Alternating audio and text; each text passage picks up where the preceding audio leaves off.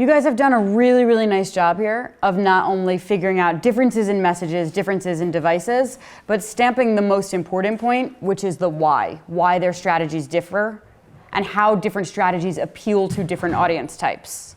So, which of these compels you most? And this is the question I want to end with today in our final 3 minutes together. If you were living during this time, and you heard both of these speeches, you heard MLK, you heard Malcolm X, where would you have landed? Which would have compelled you? Malcolm X. Oh my, but why? Great, and one voice, thanks. I would have sided with Malcolm X because when you talk about, like, if he was to bring up the past of how we were oppressed and, like, how we've been, like, treated so wrongly, and then bring up the idea of how when America wanted something, they did the Civil War and they actually used violence, I would have did the same thing. I would have looked at MLK and been like, okay, so you're advocating for a peaceful movement, but what have you gained? Like, what progress have you made? But then, and you can see that we're still in segregation, we're still in oppression. So then I would automatically side with Malcolm X, and like and I feel like MLK is sugarcoating his meaning so that white people can so he can appeal to white, but that's not who's being oppressed.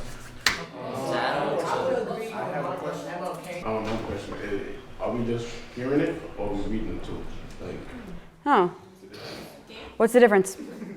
Because hearing it, like, people hear debates on the news all the time, like speeches, but they don't really move you as much if you actually read it and see the word that he uses.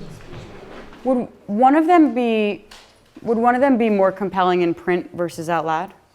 Yes. Which one? Go ahead, Renee. The one in print would be more compelling. Me personally, because the title of Malcolm X's speech called me "Message to the Grassroots," and I think if I was in that time, I would have been more compelled to listen to Malcolm X because when I thought of the grassroots, I thought of the root and that's the foundation or the base or something. So I looked at as him stripping down what Malcolm X was saying, so just the basics and getting the point across. So tomorrow, just to conclude this, pause before you go anywhere. Thank you.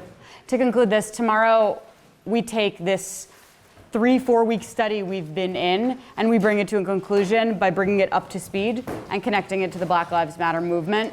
And I'll be asking you this question again.